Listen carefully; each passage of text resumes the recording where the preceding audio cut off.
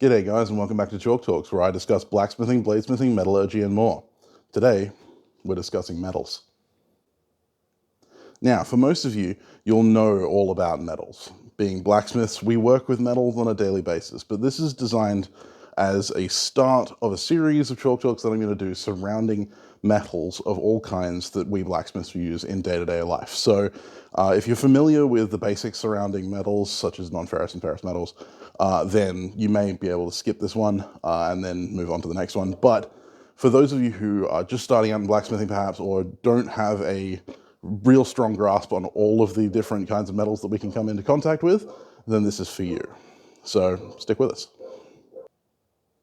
The first type of metal you're normally going to come in contact with as a blacksmith is the metal for which we are named, ferrous metals. Right now, ferrous metals are any metal containing iron, which in blacksmithing, most of the time, we're only going to be dealing with wrought iron, steel, and cast iron. Less of cast iron than the other two, but these are the majority of the materials that we're going to be using in blacksmithing and bladesmithing because they are the thing that gave blacksmiths their name.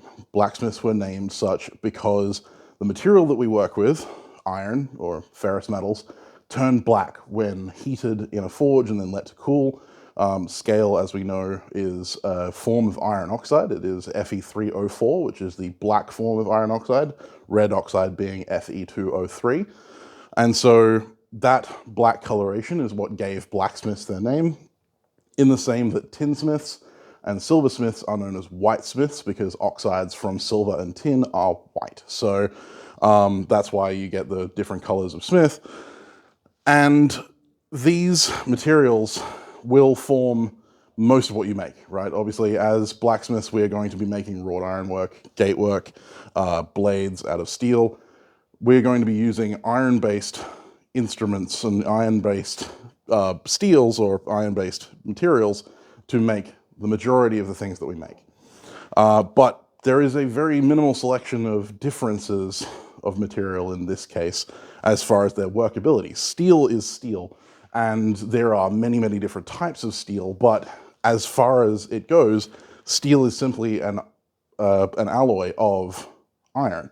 Wrought iron is just as pure an iron as you're going to come across unless you buy chemically pure iron, which we may talk about in a future episode. And cast iron is iron that has such a high carbon content as to be immovable at forging temperatures and needs to be cast, and actually melts at a much lower temperature than standard iron does because of that carbon content. And that's something we'll discuss in another video again. But basically, ferrous metals are all of the metals that contain iron alloys. When discussing other types of metals, we normally refer to them as non-ferrous, so not containing iron. Ferrum being iron, or ferro being iron, the Latin for iron, and that's why the chemical marker for iron on the periodic table is Fe. So non-ferrous materials is literally every other metal that doesn't contain iron. So it is far more than I'm going to list here, but these are the three types of non-ferrous metals you are regularly going to come in contact with as a blacksmith or as a maker in general, unless you're working with, you know, gold and silver and jewelry and all that kind of stuff, and those are other non-ferrous metals. But these are the three most common that you're going to come across in your day-to-day work as a blacksmith. And those are cuprous non-ferrous metals, which is copper-based non-ferrous metals, including copper itself, but also brass, bronze, and that kind of thing. Any kind of copper-based alloy is a cuprous non-ferrous metal. You have aluminium and you have titanium, and Americans might call it aluminum, but funnily enough, they don't call it titanium. But yeah, so these three are basically the subsets of the non-ferrous metals that you're going to run into as a blacksmith, especially in your early days. And the majority of what you're going to be doing work with is cuprous non-ferrous metals. But non-ferrous metal literally just refers to every other metal that isn't iron-based. So mercury, rhodium, cesium, lithium, all of those metals, all are non-ferrous metals. It's just that we don't work with them as blacksmiths. Those are more chemical and chemistry-based metals. So when we refer to metals in blacksmithing, most of the time we simply cut it down to non-ferrous or ferrous. and that's the easiest way for us to distinguish between the types of work that we're doing. But in the subcategory of non-ferrous, obviously there are a number of different subcategories because of the fact that non-ferrous metals refer to so many different types of metal. I can't list all of the cuprous metals, all of the cuprous alloys on one single board that you would be able to read. There are many, but to cover the basics, cuprous alloys, as I said before, are all copper-based. So copper itself is a cuprous material because it is copper-based. And cuprum is the word or the Latin phrase for copper, and that's why the elemental symbol for copper is Cu. Now, brass, as we all know, is copper plus zinc. It is better for situations in which it needs to resist oxidization because the extra zinc adds to the oxide protection. It's also a much easier machining material because it breaks quite readily, it chips quite readily. It is a pain to cast and risks fuming because zinc boils at a very low temperature and is a heavy metal, much like lead. And so it's very dangerous to cast with. If you ever melt brass and you see the white smoke coming off it, that is fuming zinc, and you do not want to breathe that stuff in. But brass is incredibly useful in situations where machining is required. It's really easy to work. Anyone who's gone at brass with a file will know that it feels almost like you're not cutting it. It feels slick, but it will be pouring chips off because it is readily breakable. Bronze is its cousin, which is just copper and tin. And so when you're talking about copper and tin, you're talking Bronze Age, you're talking swords and spears and arrowheads and all that kind of stuff of the period where before the Iron Age. It is tougher than brass, much tougher, and not as easily machinable because it does not break. It tends to pull long strings. If you're engraving it or anything like that, you will tend to create a nice big curling chip rather than tiny little break-off chips. It also has a slightly darker red than the gold of the brass and oxidizes more readily. That's why, but the oxide tends to be a much darker color than the brass, which is why bronze is used for statues, because it oxidizes a brown color rather than the white-green that brass does. Bronze does not hold as much of the risk of casting as brass does because tin does not fume at the low temperatures as readily, but it's still an alloy that requires some care because both of these alloys, the lesser alloy, the zinc or the tin, make the material melt at a much lower temperature than copper does. Copper melts at around 1100 degrees Celsius or just below. Whereas brass and bronze both melt at around 850 degrees Celsius or thereabouts. Aluminium bronze is literally what it says on the tin. It is just copper and tin with added aluminium. And aluminium bronze is a really interesting subject, which we'll get into a little bit later in this video, about hardening and all that kind of stuff. But aluminium bronze is becoming very popular in the machining world, in the production world, because it is an incredibly strong material for a cuprous element, but also is forgeable. It's readily forgeable, and it provides abrasion resistance and all kinds of interesting stuff. It really helps with using it in positions where it may be used as like a bushing or a bearing or something like that, in place of phosphor bronze, which is something we don't work with very regularly because it's got very, very high amounts of phosphorus, and phosphorus is really bad for brittle natures, which is something that we'll get into with steel. And Nordic Gold is something I just added on the end here, is a mixture of all of these. So it is copper, aluminium, tin, and zinc. Nordic Gold is purely made to mimic real gold and has a really bright shine to it. It's a really nice material to use. And because of the various alloying elements, it actually doesn't oxidize as quickly as other cuprous elements, and so therefore retains its luster for quite a long time in comparison to the other alloys. It does have the problem of, because it contains zinc, being very brittle, and so it doesn't work readily and doesn't forge readily, but it is a nice material to work with, especially for the color. So if you're looking for a nice bright gold and you don't want to use brass, Nordic Gold may be the way to go. We can't go into discussing these kinds of metals if we're not going to discuss the practical differences between ferrous and non-ferrous metals. At the very base level, there is no fundamental difference between iron and the other base elements like copper and like aluminium and like titanium. They have their own structural properties as chemicals, like as actual chemical elements, but in the practical aspects of it, pure iron acts very similarly to copper when manipulated. So it forges cold quite easily, it is very ductile, and it also is reactive. And copper is a very reactive element, and so is iron, which is why they're so easily alloyed. So discussing iron and copper together would be pointless because they do not behave any differently elementally, so as an element. The practical differences come when we come into contact with them in the workshop. Most of the time you are going to be interacting with iron as an alloy, so you're going to be interacting with it as steel. And steel is simply an alloy of iron and carbon at its basic levels.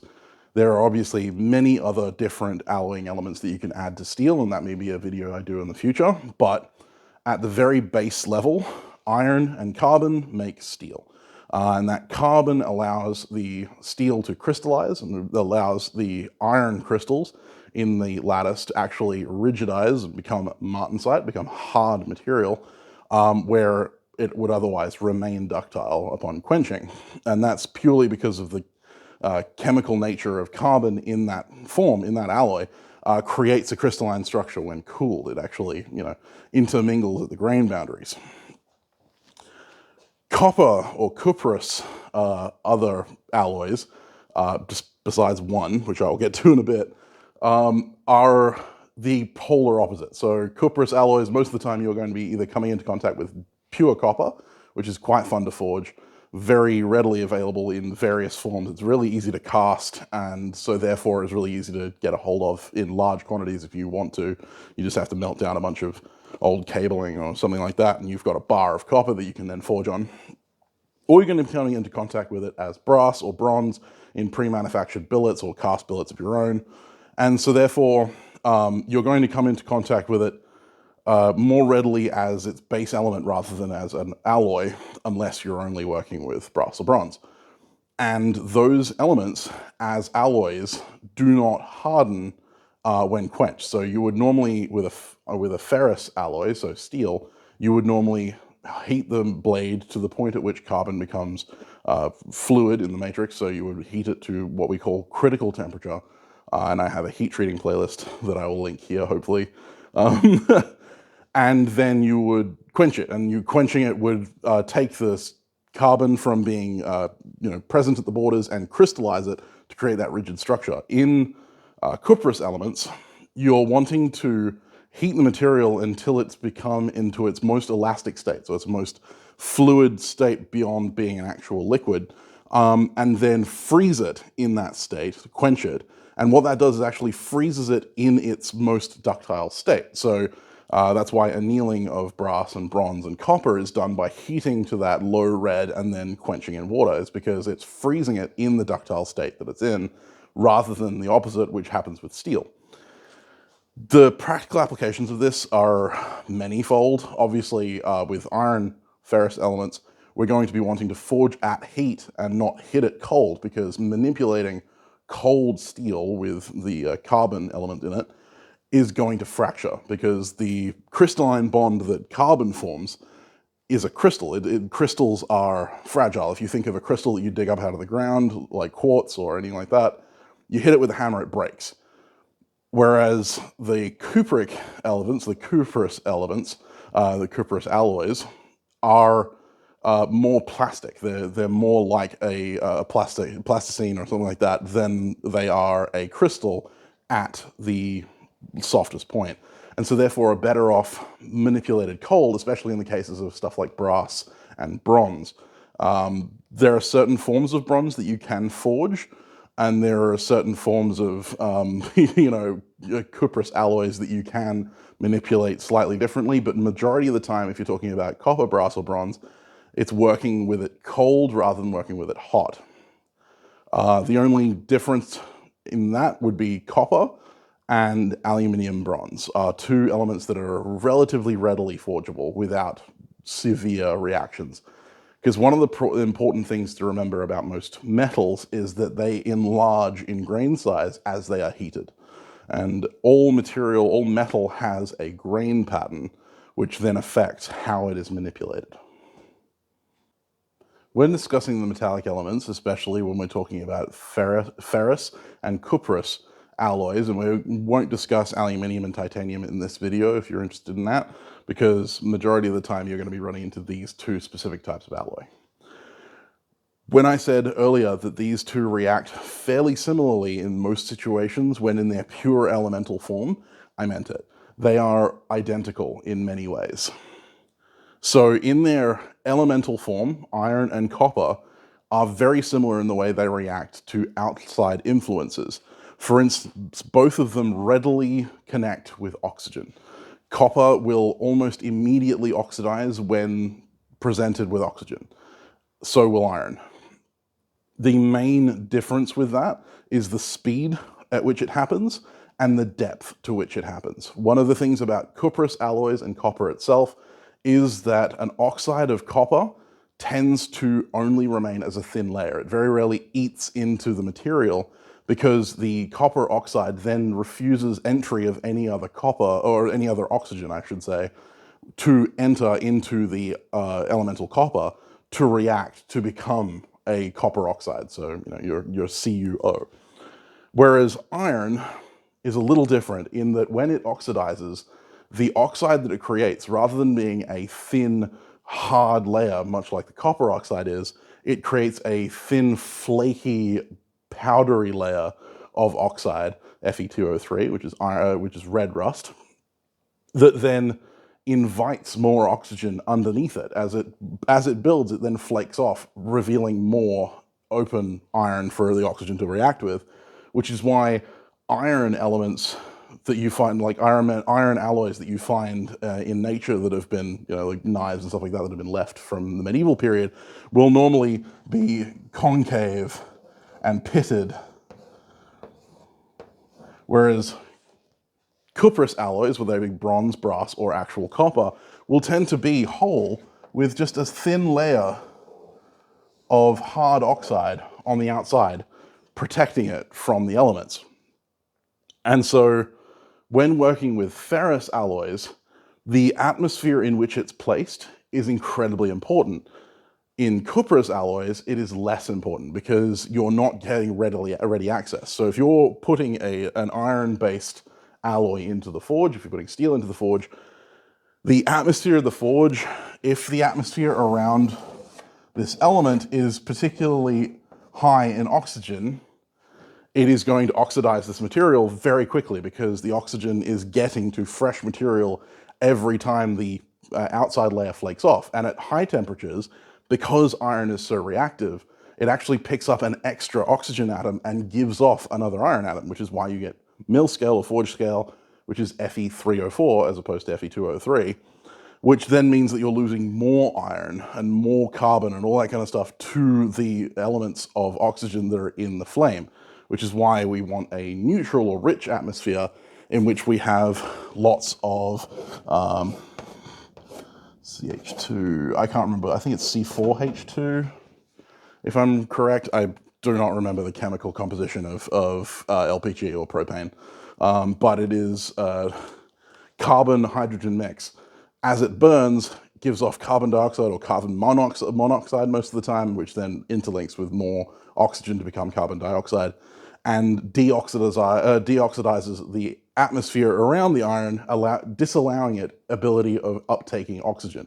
Because the oxygen that is linked with carbon to create CO2 or CO, carbon monoxide, is going to be more linked to the carbon atom than it is to the oxygen atom. So therefore it's going to want to stay in that form rather than shipping that oxygen atom over to the iron to then make more iron oxide. In a cuprous environment, if we were to shield this in oxygen, it wouldn't matter. Unless you were breaking this layer of oxide, like if you would just sit it in there and then occasionally hit it with a hammer and break that break that alloy off, the copper oxide off the outside, the copper in the middle wouldn't react as readily because it's protected by its thin layer of oxide.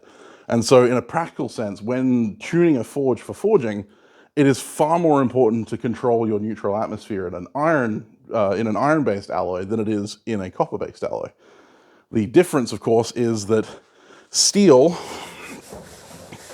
melts at around 1250 degrees Celsius, whereas copper melts at around 1100 degrees Celsius. This is the point at which steel starts to melt and doesn't really become liquid until around 1300. Whereas copper is full liquid at 1100 degrees Celsius, easily. I believe 1080 is when it starts becoming liquid. You will liquefy copper in most forges before you think you're at forging temperature. Whereas forging temperature for copper is a very, very dull red. Whereas with iron, you want to be forging in the bright yellow to orange, like bright orange to yellow range, and down into the dull reds before it becomes hard again as those carbon atoms reform. Even in mild steel, there's enough carbon atoms to create a crystalline structure that's going to fracture under constant forging.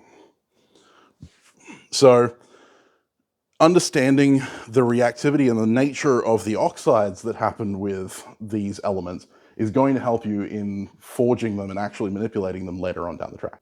On a similar note, that reactivity, that ability to uptake oxygen really quickly or to react with any other element that it comes into contact with, inhibits welding. So anyone who knows anything about forge welding will know that you need to use a flux, or you need to have a completely oxygen-free environment in order to weld, forge weld steel or any kind of iron atom or element. And the reason for that is because in the presence of oxygen, it readily creates iron oxide, which is an unforge weldable material. It is completely chemically inert, so it therefore will not bond with anything else. Copper and cuprous alloys as well are the same. They will not forge weld, or they will not weld to each other unless you either liquefy the material and get rid of all of the oxygen atoms around that welding point, or you use some form of flux, which is in soldering, you use rosin, or you use any other kind of brazing flux. And that flux dissolves the oxide that is on the layering, but also keeps it free of oxygen by coating the material in a protective glass layer, which is then shot out at high temperatures in the case of forge welding steel. So the reactivity of your material is not only going to affect the forgeability and the manipulation of the material, but it's also going to affect how you interact with it when welding or when trying to bond it to other materials in any way. From a practical perspective, you want to approach each different form of alloy, ferrous and cuprous, very differently. The majority of the time, that is because of the alloys that they are integrated with. There are cuprous alloys that have iron elements in them, and therefore are a ferrocuprous alloy, such as cast iron bronze, which is something that I've seen a number of makers create. But the majority of the time, you're going to want to cast cuprous alloys and forge ferrous alloys. And the reason for that is obviously because most ferrous alloys, as I discussed previously, are going to be steel. So they're going to be carbon and other forms of alloy elements with iron to create a crystalline structure in the steel that is going to easily break down in the event that you forge it cold. And so therefore, in manipulating it in any way is going to require heating it up in order to manipulate it. But you can't cast most steels unless you have a vacuum furnace or some form of furnace that is purged with argon or another non-reactive chemical, because it is so reactive. And carbon itself is one of the most reactive chemicals on the planet, and one of the most reactive elements on the planet. We are built of carbon. The majority of the things we interact with are built of carbon. Half of the air that we breathe is carbon dioxide. And so carbon is one of those things that interacts with oxygen really, really readily. And so if you liquefy most steels in an oxygen-rich environment, or even a slightly oxygen-rich environment, it will immediately bleed off all of that carbon, and you will end up with either cast iron or puddle iron, which is literally almost chemically pure iron, except for the other alloying contents, and no carbon. So when manipulating steel, as anyone who knows, who's followed any kind of sword channel in the last 10 years, talking about casting swords in movies. You don't cast swords unless they're out of a cuprous alloy. You forge steel swords. So forging is going to basically be left only to the ferrous alloys because of the fact that if you melt it, it will lose all of its carbon. The reason that we cast most cuprous alloys, especially those like bronze and brass and stuff like that, is because at temperature, when manipulated, they crumble. And because that is mostly because of the grain enlargement that we see from cuprous alloys at high temperatures. The whole thing about materials is that the grain enlarges. All metals have a grain. That grain enlarges the hotter it gets until the point where it reaches its liquefaction temperature, at which point it liquefies and turns into a fluid. So the grains get larger and larger the closer to fluid they get, and the grains, the temperature at which most cuprous alloys, so brass, bronze, aluminium bronze and stuff like that, is around 850 degrees Celsius, which is critical temperature for steels, right? So that's that hardening temperature that we're talking about, that 820 degrees Celsius, 1550 degrees Fahrenheit, but is, yeah, liquefaction temperature for most cuprous alloys. So therefore, when you're at forging temperature, which is normally around 650, 700 degrees Celsius, on the very verge of glowing, you are already only 100 degrees away from melting the material. So the grain is incredibly large. This only doesn't count when talking about copper itself, like the actual elemental copper, which, because it doesn't have a crystalline form so much as a monomolecular form, because it is all one element, will forge readily, right, at most temperatures, cold and, all the way up to liquefaction. It will forge quite readily, and is actually a lot of fun to forge, and I highly recommend it if you have the opportunity. And aluminium bronze, which is the way that the aluminium reacts with the copper and the tin and the zinc, makes it somehow, the copper and tin, somehow makes it slightly less prone to that over large grain structure, which then allows it to be forged. I haven't had a lot of experience with it, but there's a few people that I know that have done it. Alex Steele's done a video on forging aluminium bronze, and I've seen a number of really awesome blades made by people out of aluminium bronze, which is also water quenchable. It's very strange for a cuprous alloy, and I definitely have to do a video on it. But yeah, the majority of the time you're going to want to cast it or stock remove it. So you're going to either have a piece of material that is large enough that you can remove the piece that you want from it, or you're going to cast the material into the shape that you need. When casting cuprous alloys, if you're casting copper or brass or bronze, you're going to want to cast slightly oversized so that you can remove any impurities or any irregularities in the surface back to the desired shape. Most people try and cast directly to size, and unless you're doing that in a vacuum furnace where you're actually, creating a vacuum on the crucible and on the material that's, being laid in, so the actual mold, you're not going to get a perfect cast. Most of the time you're going to be casting in sand. You want to cast oversize. As I said, there are a couple of exceptions to the casting rule, and ferrous alloys, if you're casting cast iron, for instance, go for it. That's what cast iron is designed for. It's designed to be melted and cast. But for the majority of the time as a blacksmith, your ferrous alloys you're going to forge, and your cuprous alloys you're going to cast. I apologize if this video is a little rambly and a little bit long, but metals are an incredibly complex topic that requires a lot of knowledge in order to, cover every aspect of it. And as I said, this is the start of a series. So this is just the primer to get you started on other alloy videos that I'm going to be doing down the track. So if you're interested in that kind of thing, I highly suggest you subscribe to my channel, hit that notification bell icon to be notified when I upload new videos, because this is only getting started. With that being said, I'd like to say a huge thank you to everyone who watched this video, but also to my fantastic patrons. These people here actually make this channel run. Without them, I would not have gas in my tank, I would not have a hammer in my hand, and I would not be bringing these videos to you. So a huge thank you to them. And if you want to become a patron and help me with my videos and get access to behind the scenes stuff, then head to the description and you'll find a link down there or in the end card of this video, and come join out there. I absolutely adore every single one of these people, and they help me every day to continue making awesome content just like this. With that being said, I hope you have a fantastic week. If you have any questions, please leave them in the comments down below and hit that like button on your way there. Make sure make sure you don't do anything that I wouldn't do, and if you do, make sure you catch it on film. I'll see you next time. Bye, guys.